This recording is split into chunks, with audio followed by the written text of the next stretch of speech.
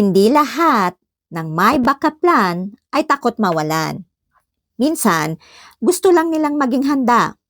Dahil sa panahon ngayon, ang bilis magbago ng lahat. May mga bagay na hindi natin kontrolado, gaya ng trabaho, ang gastusin, at ang sitwasyon sa buhay.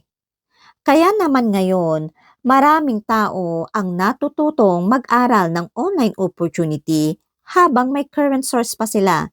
Hindi ibig sabihin, iwan na nila ang ginagawa nila, kundi para magkaroon ng additional skills at extra option para sa future. Dahil hindi lang income ang natututunan mo dito. Ang katotohanan, habang ginagawa mo ito, natututo ka ng bagong skills. Nagkakaroon ka ng confident makipag-usap sa iba at lumalawak ang mindset mo dahil exposed ka sa bagong learnings at bagong environment. At dahil online siya, flexible siya.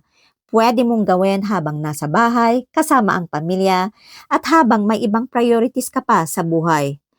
At unti-unti mong marirealize na hindi naman pala kailangang magsimula ng malaki. Ang importante, nagsisimula ka habang may pagkakataon pa. Kasi ang totoo, iba sa pakiramdam yung alam mong hindi ka nakaasa sa isang bagay lang. Dahil may peace of mind ka at mas may confident kang harapin ang future.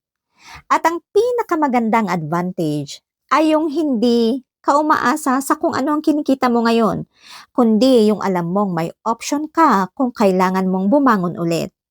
Kaya kung may chance kang matuto ng bagong opportunity, maghihintay ka ba o magsisimula ka na habang may oras pa?